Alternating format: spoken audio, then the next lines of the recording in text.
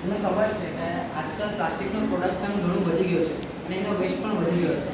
જ્યારે લોકો પ્લાસ્ટિકને બર્ન કરે છે ત્યારે કાર્બન ડાયોક્સાઇડ એટમોસ્ફિયરમાં રિલીઝ થાય છે અને ગ્લોબલ વોર્મિંગ થાય છે. તેથી અમે અહીં પ્લાસ્ટિકને બર્ન કર્યું છે અને પ્લાસ્ટિકને બર્ન થવા પછી જે સ્મોક હશે એ આની અંદર ફેનના મદદથી આવી જશે. અહીંયા ફેનના પછી એક કાર્બનનું ફિલ્ટર છે જેમાં કાર્બન અલગ થઈ જશે. એ કાર્બનના મદદથી અમે આ ઇંક બનાવી છે જે લખવામાં ઘણી વપરાઈ શકે છે. પછી જ્યારે આ પ્લાસ્ટિક બંધ થશે એ ટાઈમ પર જે હીટ રિલીઝ થશે એનાથી અમે આ ઇલેક્ટ્રિસિટી પ્રોડ્યુસ કરીએ છીએ. આ એકચ્યુઅલી અમે હીટિંગ પેનલ અહીંયા લગાવ્યા છે. એ હીટિંગ પેનલ જે હોય એ સોલાર પેનલ કરતાં અલગ હોય. સોલાર પેનલ એકચ્યુઅલી ઓછી હીટ અને વધારે લાઇટ એબ્ઝોર્બ કરે અને આ જે હોય એ વધારે હીટ એબ્ઝોર્બ કરે.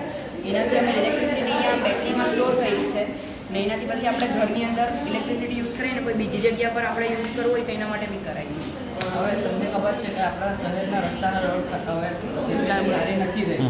દર વર્ષે વરસાદ પડે છે એટલે કાળા પડી જાય છે અને કાળાના લીધે ઘણા બધા એક્સિડન્ટ દર વર્ષે થતા હોય છે. તેથી અમે આ એવા રોડ બનાવ્યા છે જે ડ્યુરેબલ પણ ઘણા છે અને તે સસ્તા પણ છે. આ રોડને અમે પ્લાસ્ટિકને બંધ થયા પછી બચેલા રાખ અને કોન્ક્રીટની મદદથી બનાવ્યા છે. તમે ખાલી કોન્ક્રીટનો રોડ બનાવશો તેનો ખર્ચ ઘણો વધી શકે અને તે પાણી પર અબ્ઝોર્બ કરતું નથી. બટ એ કોન્ક્રીટના રોડની અંદર તમે થોડુંક આ રાખ એડ કરશો તો એ રોડ ખર્ચ પણ ઘટી જશે અને એ પાણી પણ તરત જ અબ્ઝોર્બ કરી શકે છે. સરસ સરસ. ડાયરેક્ટ વોટર એબ્ઝોર્બ કરી છે. તમારું નામ? નિત્યમ ઠાકોર.